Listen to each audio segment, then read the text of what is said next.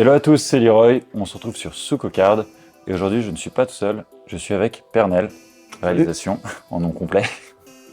C'est ça. Donc aujourd'hui ça va être un opening et interview, mais basé sur Pokémon et aussi sur toi et ton activité. Ouais, exact. Donc on va attaquer tout de suite avec les petites questions tranquillement. Directement quoi. Ouais, voilà, à chaud, ouais. Très chaud. Donc en termes de... Donc toi tu es producteur, réalisateur, est-ce que c'est ce qu'on peut te dire? Réalisateur, filmmaker. Ouais. Tu fais vraiment tout donc, dans l'univers de la vidéo, de la création d'images au montage. De A à Z.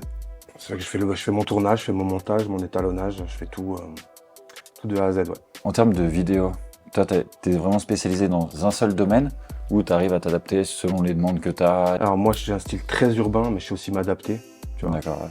Et ouais, mais c'est quand même très urbain quoi. T'arrives pas à faire genre quelque chose de très lisse, genre en plan Si, fixe, bien tout sûr, ça. je peux faire des, tu vois, sur des mariages, typiquement, on est sur des trucs très cool, avec des slow motion, avec des belles images, tu vois. On n'est pas du tout dans les montages dynamiques, Voilà, tu si vois. tu pars sur du repas au montage. Bah après, ça Ouais, on dépend va pas faire un des, clip de rap, quoi. ça dépend des mariés, quoi. Mais... Ouais, bah, j'ai eu des demandes hein, pour avoir des mariages très dynamiques et pas sur du clip de rap non plus, mais tu vois, un truc qui bouge bien, quoi. Par rapport au dernier projet que t'as réalisé, est-ce que tu peux nous en citer un ou deux?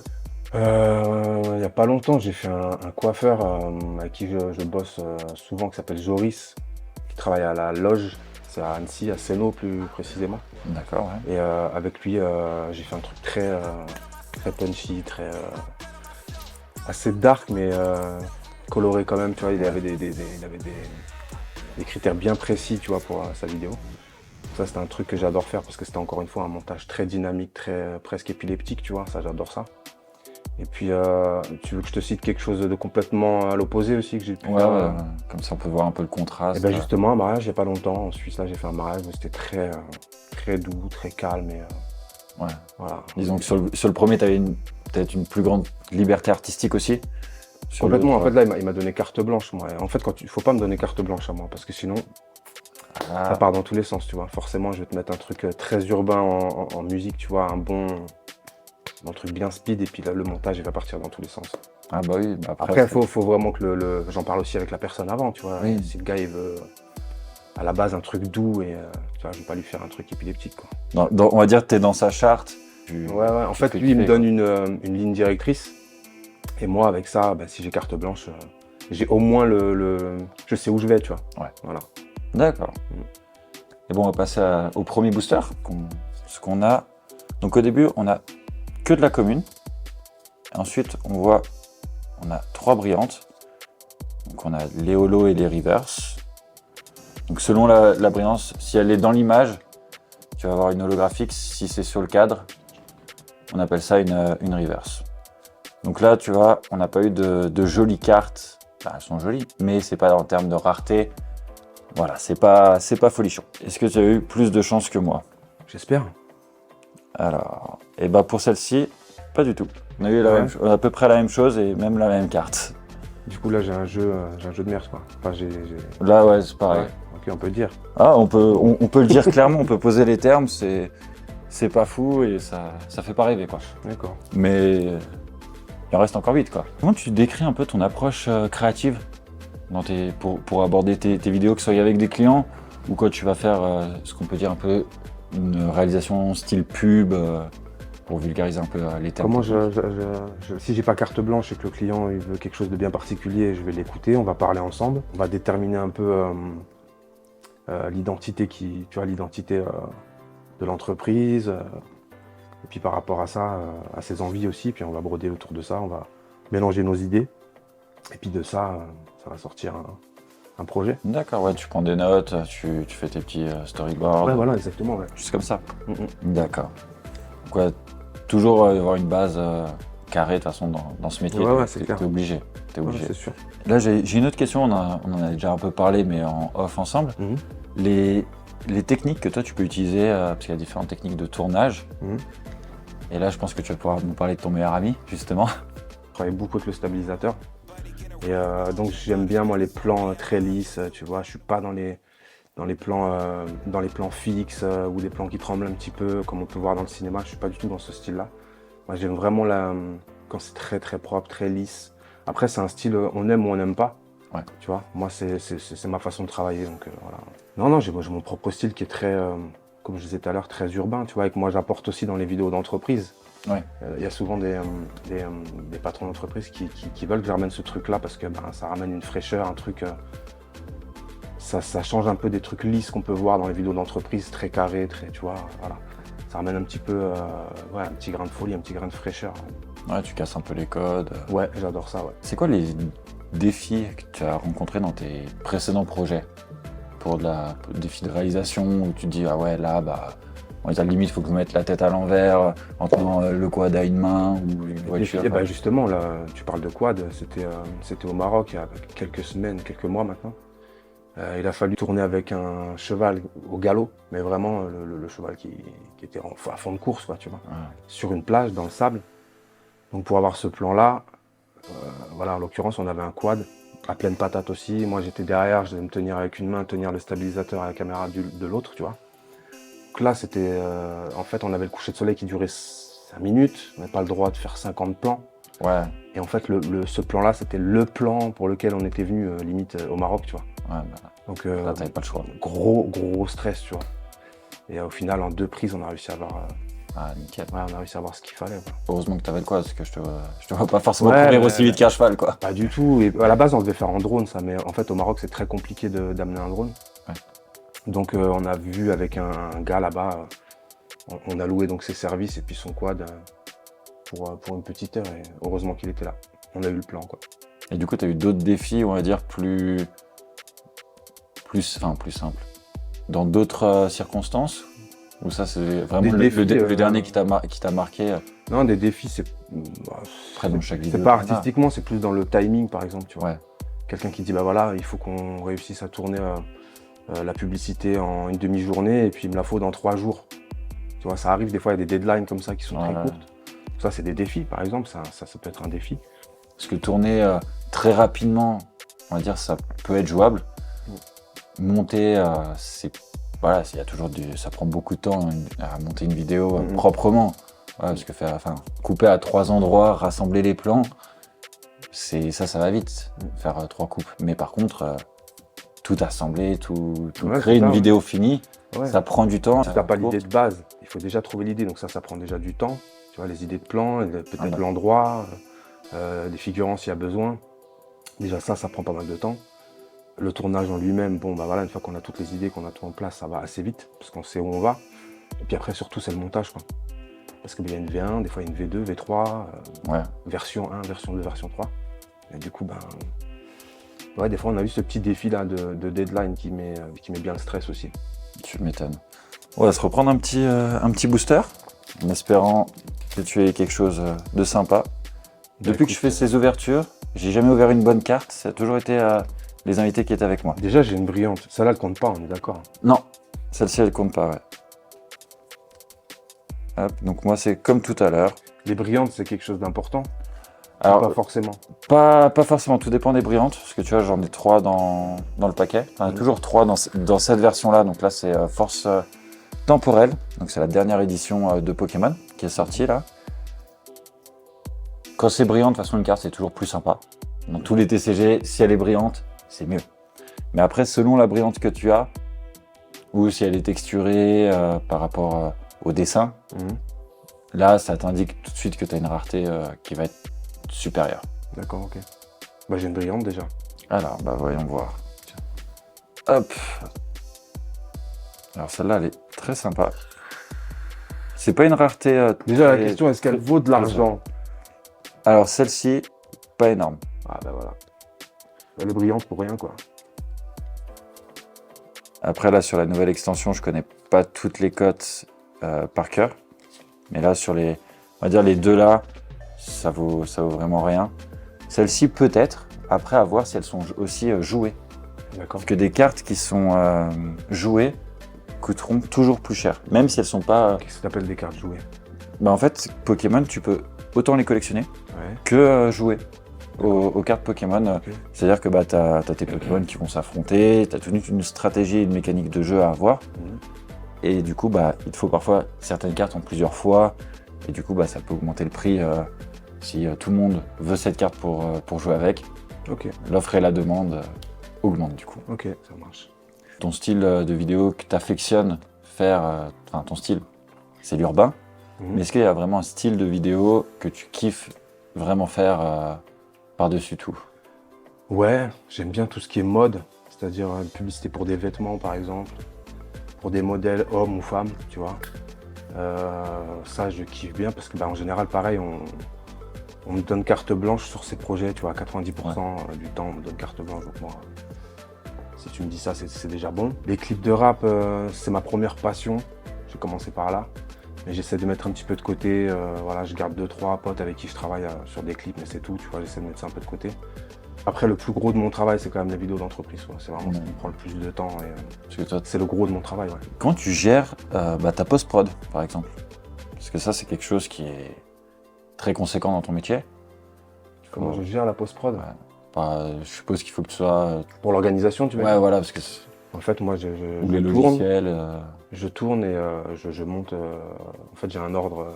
Ouais, t'as toujours la même mécanique. Exactement, toujours la même mécanique. Voilà, je fais dans l'ordre des tournages, quoi. Tu vois. Ouais, comme ça, t'es... Ouais. Après, je me cale des semaines où vraiment, pendant peut-être 2 semaines, j'essaye de ne pas prendre de tournage pour me concentrer sur les montages et pas prendre trop de retard et puis livrer aussi les clients en temps et en heure, tu vois. D'accord. C'est une organisation. Depuis que tu as commencé, parce qu'on n'en a pas parlé, donc toi, tu as commencé la vidéo il y a de ça une paire d'années maintenant. Ma première vidéo en 2005, c'était pas une vidéo d'entreprise, ni de clip, ni de quoi que ce soit. C'était avec un petit appareil photo. J'ai pris des rushs souvenirs de la naissance. C'est tout le processus de la naissance de ma grande fille en 2005, du coup. Et puis j'ai monté le truc avec un petit logiciel et puis ça a commencé comme ça. Mais ça fait vraiment 10 ans en vrai que je suis à fond dedans, quoi.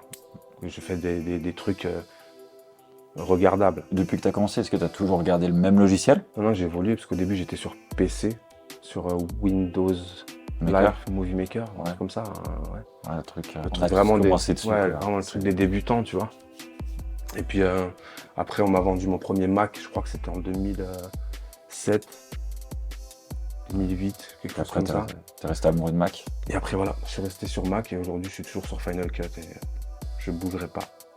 Moi, j'ai presque eu la même histoire où je suis arrivé sur Mac et je t'avais racheté ton Mac, justement. Exact. Et j'étais parti sur Final. Et puis après, j'avais essayé. J'hésitais entre Final et Premiere Pro, moi. Du coup, maintenant, je suis sur DaVinci. Ça n'a rien à voir. Monsieur, il se la raconte. Ah, par contre, quand tu dois apprendre à nouveau un logiciel, mais qui a ses caractéristiques, c'est hardcore. Mhm. On va pas. Enfin. Ouais, moi, j'ai pas le temps de tout réapprendre parce que moi, je me gérais bien sur DaVinci en vrai. Ah, c'est. Parce qu'on m'en a dit que du bien, tu vois. Moi, je le recommande vraiment parce Mais que. c'est un temps les d'apprentissage outils qui est long, tu vois. Et tout repartir à zéro, parce que là, on m'a dit que c'était carrément une autre façon de travailler. Ouais. Pas le temps de repartir à zéro sur un nouveau logiciel, c'est impossible. Ah, puis là, ce que tu vas mettre, par exemple, 1 heure à monter, quand tu repars à zéro, mais en fait, c'est, je vais pas dire une semaine, mais pas loin. Non, mais tu mets bien 4-5 heures pour faire un truc que tu mets 45 minutes à faire sur ton logiciel que tu connais par cœur et que Ah bah oui, tu as tous tes automatismes et tout. Donc là, sur DaVinci, j'ai essayé pour pas te mentir, tu vois. Ah bah, Mais je tâtonne, je cherche des choses que, voilà, c'est je cherche plus, moi, sur Final Cut. Tu vois. Ah bah Tout non. est automatisé dans ma tête, voilà, mais c'est machinal, tu vois. Quelles sont les influences artistiques qui t'ont vraiment façonné dans ton style de réalisation? Mes premières inspirations, c'était Kurt Rajmé, je sais pas si tu connais ça. Non. Kurt Rajmé, c'était des mecs qui filmaient des courts-métrages avec un petit caméscope, un petit fisheye dessus, tu vois, et puis c'était très axé sur la cité, sur les quartiers et tout ça, mais c'était du grand n'importe quoi. Moi, je kiffais vraiment trop ce truc-là. Il y avait Vincent Cassel, d'ailleurs, qui faisait partie un peu de ce groupe-là, qui avait participé en tout cas au court-métrage et tout ça, et a boosté un peu le truc. Et c'est eux qui ont fait que j'ai acheté mon premier caméscope avec le fisheye, tu vois. J'ai vraiment, je pompais vraiment tout ce qu'ils faisaient, tu vois. Après, dans le plus sérieux, c'est Chris Macari, le réalisateur, qui a beaucoup travaillé avec Booba dans les années entre 2000, je crois 2009 et puis récemment, tu vois. Enfin, D'accord. je te donne des dates approximatives, mais il a beaucoup travaillé avec lui. Et lui, c'est pareil, c'était très, tu vois, c'était des cuts, des images cutées vraiment très rapides, tu vois. Et je me suis vraiment inspiré de ça, tu vois. D'accord, ouais. Mm. Et puis en musique, je suppose on va dire ton idole, Tupac. Tupac, ouais, mais après, bon, quand je regarde les clips de Tupac, c'est pas, sais pas. Ouais, non, je parle musicalement parlant. Musicalement parlant, ouais. C'est Tupac, quoi. Il n'y a pas d'autre mot, en fait. C'est Hein. le roi, voilà. C'est ça. Si je commence à m'étaler là-dessus, on en a pour 4 heures. Petit booster? Vas-y. Allez. On va essayer au moins de sortir une bonne carte, quand même. On va essayer. Ah, bah déjà, ça, c'est... Ah, bah voilà. Bon, il y a de la brillance encore. Alors, donc là, on a eu Tambour Éveil, donc, qui est une carte dresseur un petit peu spécifique, qui est assez recherchée, donc en brillante, donc ça c'est sympa. Un sécateur, donc ça c'est un peu moyen. Et ça c'est les premières raretés, on va dire supérieures, c'est les cartes X. Ok. Donc ça fait quand même très plaisir quand on en a une, tu vois. Et après, bah, c'est du caca, voilà. Du caca. Ouais. Après, c'est vraiment de la carte Ah, commune. ok, je croyais que c'était les cartes qui s'appelaient comme ça. Je me suis dit, c'est quoi? Ah, ça aurait pu. Ah, ouais. Regarde, moi j'ai de la brillante, tu me dis si celle-là. Alors, voyons voir ce que tu as eu. Ah bah toi aussi, tu as eu une ex. Donc celle-là, c'est le même topo que celle que je t'expliquais. Sauf que perso, je la préfère parce que c'est un de mes Pokémon préférés. Donc voilà. Hop. Alors, et les autres brillantes, c'est comme tout à l'heure. C'est des brillantes classiques. Est-ce que tu as des équipements ou des technologies d'équipement via des logiciels ou autres? Les stabilisateurs, on en revient là-dessus, mais ça c'est un truc pour moi, c'est une révolution. Dès que c'est sorti ce truc-là, je me suis mis là-dessus, j'ai jamais plus lâché, tu vois. Sinon non, après je peux te dire ce que j'aime pas. Ça sera plus simple peut-être. Ouais, le drone. Je déteste faire du drone.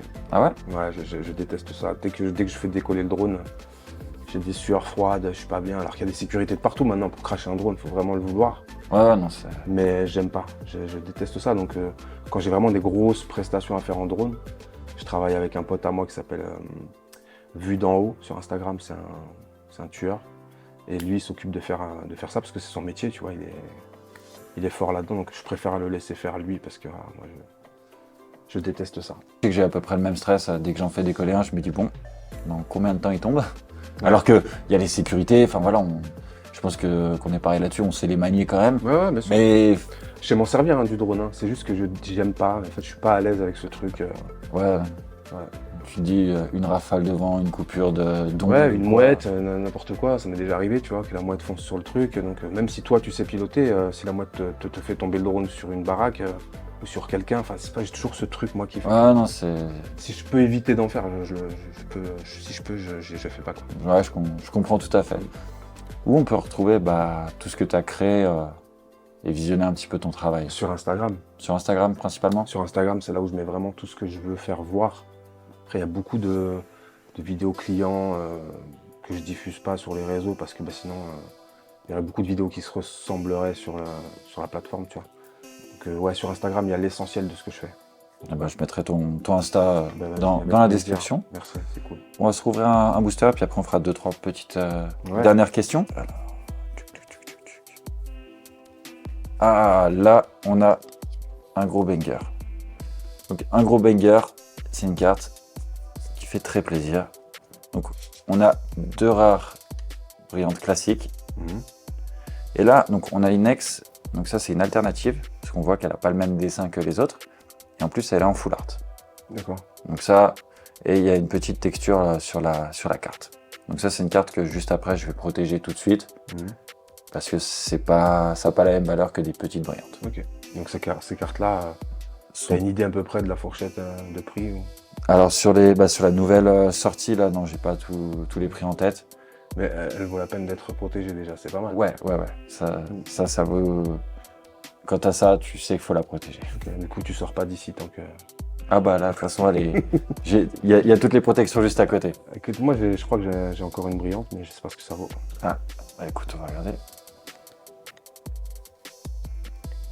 Donc celle-là, ça c'est vraiment les éditions un peu de cette édition.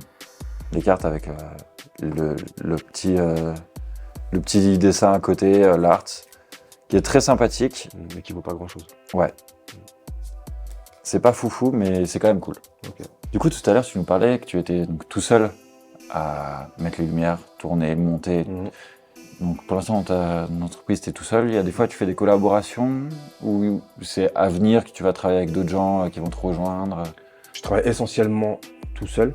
Après, ça m'arrive de demander à un pote vidéaste de venir, je sais pas, si j'ai un très gros mariage par exemple, je peux pas gérer tout seul, tu vois, des 300 à 400 personnes, ça commence à devenir un peu compliqué. Je fais intervenir un pote à moi, là en l'occurrence la dernière fois j'ai travaillé avec un pote à moi qui s'appelle Coco, qui va venir travailler avec moi là justement à partir de cet été, normalement si tout se passe bien. Ah bah, Il va venir un peu génial. renforcer, ouais, il va venir un peu renforcer l'équipe, tu vois. Donc là, on va pouvoir faire des plus gros projets, des trucs que moi je refuse en règle générale parce que je peux pas gérer tout seul. Là, on va pouvoir le faire ensemble et ça va être cool. Pouvoir prendre des plus gros projets, quoi. ah bah, Mhm. je repasserai avec une ou deux caméras. Il faut le capturer, Coco, officiel. On va le capturer. On va le capturer. Donc je te propose qu'on ouvre notre dernier booster Allez. et qu'on ait potentiellement à nouveau un banger. Bah ouais.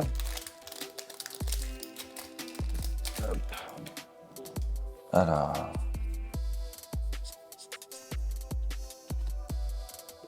Est-ce que cette fois-ci c'est pour toi? Je pense pas. Hein. Donc là j'ai deux petites brillantes classiques. Mhm. Et là on a donc ce qu'on peut appeler une TG. Voilà. Donc ça c'est une où on a une full art un petit peu, donc le dessin sur toute la carte. Mhm. Et ça c'est un petit peu plus recherché. C'est pas les plus grosses raretés, mais elles sont assez travaillées en termes de dessin. D'accord. Et ce qui fait que c'est aussi des cartes qu'on va protéger, qui vont se vendre de manière plus intéressante. Ok. Soit pour la collection ou les decks. Ok, bah écoute, je te laisse checker Hop, ce que j'ai. on va regarder ce que tu as eu. Ah bah tu as eu une ex déjà, je vois. Mhm. Donc ça c'est sympa, c'est la même que j'ai eu tout à l'heure, en version classique. Ok. Hop. Et tu as deux classiques derrière en rare. Celle-là qui est quand même sympa, avec ses petits effets. Ça, c'est pas des cartes qui s'emballent, qui se protègent, ça. Alors la ex si. Ah, quand même. Ouais, ouais. Là, tout à l'heure, tu vas voir, je vais tout sleever. Donc, les sleeves, c'est des petites pochettes où on met une carte dedans afin de la protéger pour pas qu'elle se raye. D'accord. Qu'elle se raye, qu'elle s'abîme. Ok. Donc, pour finir, toi, tu fais aussi un peu j'allais dire du stop motion, mais non. Des pubs, des réalisations un peu de pubs, que ce soit de street ou choses comme ça, sur fond vert avec des chaussures. Mhm. Est-ce que c'est des choses que tu vas développer de plus en plus par la suite? Ouais, donc j'essaie de développer le pack shot, mais c'est quelque chose qui est laborieux à faire, tu vois, c'est long, c'est beaucoup de préparation pour 10 secondes de film, et j'ai pas la clientèle malheureusement pour ça, j'ai pas la demande, tu vois, donc moi je m'exerce quand même là-dessus au cas où, puis essayer de développer ça, et puis essayer de démarcher aussi un petit peu, tu vois, mais ouais, c'est un truc que j'aimerais développer, mais franchement j'ai pas la demande, donc voilà, je m'exerce là-dessus pour savoir le faire. Tu vois, si jamais il y a de la demande, mais pour Ouais. l'instant, franchement, c'est un peu désertique à ce niveau-là. Ouais. Ah, puis c'est quelque chose où les gens ne se C'est très spécifique, tu vois. Puis les gens ne se rendent pas compte parce qu'ils se disent ouais, il y a 10 secondes de vidéo, Mhm. déjà il y a un temps monstre de préparation, De préparation, en ouais. installation. Préparation, c'est de la folie. Et après, bah, c'est à peu près la même chose en montage aussi. Où Le montage, c'est pareil, c'est des heures et des heures. En fait, c'est ça. Les gens se rendent pas compte en général de ce que c'est. de ce que c'est la post-production. Franchement, c'est ce qui demande le plus de temps. C'est vraiment ce qu'il y a le plus long à faire. Ouais. Et c'est aussi intéressant. Mais ouais, alors moi, c'est la partie que je préfère, le montage. De toute façon, c'est là où je suis le plus à l'aise, tu vois. C'est vraiment là où je suis où tu fais parler les images, c'est là que la créativité, c'est là que tu fais parler ta créativité, quoi. Ouais, puis c'est là en fait où tu vas pas donner vie à tes images parce que bon, c'est pas une photo, donc c'est quand même vivant. C'est là que tu Mais- commences à raconter l'histoire, en fait, avec tes images. Bah, c'est ça, c'est que tu as la matière première. Et enfin, pour moi, quand je fais une image, c'est comme si je prenais un bloc de pierre Mhm. et au montage, je l'affine et je fais ma petite sculpture, tu vois. Et Ouais, après, bah, j'enlève juste l'excédent. Mais à la fin, tu as ta sculpture, tu as ton truc qui est fait. C'est exactement ça. Et le montage, c'est pareil pour la vidéo, quoi. Mhm. C'est... Ouais, tu brodes sur la musique, Voilà, t'as ta musique, tu brodes dessus, tu cales tes images pour raconter une histoire. Enfin, moi, j'adore cette partie-là, franchement, c'est ce que je préfère. La plupart des vidéastes préfèrent les tournages, parce que bah, t'es avec du monde, tu vois, t'es dans un délire, voilà, t'es dans un bon délire. Après, moi, j'aime bien être dans ma bulle et ouais, faire parler ma créativité à ce moment-là, c'est vraiment ce que j'aime, quoi. Dans les projets qui arrivent ou qui pourraient arriver pour toi, Mhm. ce serait quoi les 3 projets de rêve pour toi? Je sais que c'est la question que tu kiffes. Ouais. Faire un clip pour un artiste connu que j'aime bien, tu vois, ce serait cool. Alors pour Tupac, si jamais, C'est mort. c'est un peu compliqué en ce moment. C'est compliqué, on sortira pas de là où il est, malheureusement. Non, mais après, ouais, faire un clip pour un artiste connu, tu vois, que j'aime bien. Après, ouais, une grosse publicité, tu vois, les grosses publicités, grosses productions, avec des gros moyens, tu vois. Ouais, Si on mettait limite un budget illimité, fais ce que tu veux, emploie des bonhommes, voilà, des grosses caméras, etc. Là, je kifferais peut-être partir sur un vrai gros projet publicité télé, tu vois, par exemple. Ouais. Ça, ce serait cool. Ouais, Après, j'ai pas de troisième, je crois, en tête, comme ça, qui me vient. kiffer. Continue à kiffer Ouais, ce que tu fais. voilà, quoi. kiffer, c'est le maître mot, en vrai. C'est la passion, ça te fait vibrer. Tu vois, même là, quand t'en parles, on sent la passion qui Ouais, revient de toute façon. La passion, c'est la base. Voilà. C'est ce qui fait avancer, tu vois. Et toi, tu es vraiment dans le côté artistique Mhm. aussi. Mhm. Et si jamais demain tu devais repartir à zéro, tu repartirais sur un métier, on va dire, un peu plus conventionnel, Pas du tout. ou tu repars dans de l'artistique. Ce sera forcément dans l'artistique. Forcément, parce que moi j'étais dans la musique, comme je te disais tout à l'heure. Ouais. Donc je pense que c'est un truc que j'aurais gardé. Si j'étais pas dans l'image aujourd'hui, je pense que ouais, je serais resté dans la musique. Ouais, Obligatoirement. D'ailleurs, c'est la musique, moi, qui m'a amené à la vidéo, tu vois. t'aurais peut-être fait de l'image d'abord, t'aurais peut-être fini dans la musique. Hein. Peut-être, on sait pas, hein, tu vois. Mais en tout cas, ouais, je pense que si j'avais pas fait vidéaste, j'aurais essayé de faire de la musique. Après, c'est pas dit que j'aurais réussi dans la musique, c'est même très peu probable, tu vois. Ah, Mais en tout cas, j'aurais fait ça. Après, comme métier, j'aurais fait voilà, j'aurais fait un métier alimentaire si c'était obligé, quoi. ouais, S'il n'y avait pas eu le choix, j'aurais fait un métier alimentaire. D'ailleurs, je l'ai fait pendant des années. Hein. Parce que moi, ça fait pas hyper longtemps que je vis de ça, que l'entreprise est créée, tu vois. Ouais, ça fait combien de temps Ça maintenant? fait 4 ans et demi, 5 ans, quelque chose comme ça. Ouais. Ouais, donc ouais, c'est...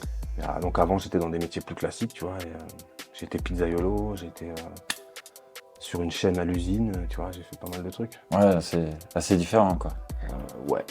En tout cas, c'est très différent de ce que je fais maintenant. Le artistique était un peu moins présent. Ah, non, je vous ai pas parlé de la créativité à ce moment-là. Ouais, j'imagine qu'à la chaîne, c'était pas le mieux pour Non, pas vraiment. Hein. niveau artistique. Non, c'était pas le top. Ah, mais tu m'étonnes. J'ai l'impression d'être à ma place aujourd'hui. Je fais ce que j'aime. Je gagne ma vie en faisant ce que j'aime. Pour moi, c'est vraiment c'est un luxe, c'est une liberté, tu vois. Ouais, puis c'est important. Puis quand tu bosses dans ta passion, je dirais pas que t'as pas l'impression de ne pas bosser parce que c'est quand même un travail. Enfin, il y a des avantages et des contraintes. Mais par contre, t'es tellement heureux quand tu fais. J'ai pas l'impression de bosser. C'est quand même des heures interminables de montage, etc. Donc c'est un travail, c'est vraiment un taf. Mais c'est comme quelqu'un qui joue à la console, tu vois, tu joues pendant des heures, tu lèves ta tête, il est 3 h du matin, t'as rien vu passer. Voilà, moi c'est ce que je ressens en fait quand je travaille. J'ai pas l'impression de taffer, vraiment. Les moments où t'as vraiment l'impression de taffer, c'est quand tu fais des trucs que tu kiffes pas trop, tu vois, comme monter des interviews, faire des petites capsules corporate sans trop de créativité, etc. Là, tu as l'impression de bosser parce que tu fais quelque chose qui te passionne pas plus que ça. Même si ça reste dans l'image, c'est quelque chose qui est pas très passionnant à faire, tu vois. Ouais, je peux comprendre. Voilà. Moi, tu vois, je fais de plus en plus d'interviews. Et pour pallier ce fait un peu de création qui me manquait, j'essayais d'inviter des gens que je trouve qui ont des choses quand même intéressantes à raconter, que ce soit perso pour moi à regarder au montage ou après, j'ai pas envie de me faire chier, quoi. Donc autant que ça soit intéressant, cool, enfin tu vois, on passe un bon moment, je te pose 2-3 questions, on discute, on ouvre des cartes, donc le top. Et tu vois, enfin on apprend plein de choses que les gens, on connaît pas toutes ces bulles de métiers assez différents. Ouais, c'est clair. Donc c'est pour ça que je te remercie beaucoup pour cette interview. Puis on en refera une dans quelques mois pour voir les nouveautés. Et avec Coco. Bah oui. Parce que celui-là, il va pas y échapper. On en avait parlé, il sera là. Il va y passer. On l'attachera sur le canapé. Pas besoin de l'attacher. Il va être content de le faire. Ça va être cool. Vous pouvez retrouver les réseaux de Pernel dans la description.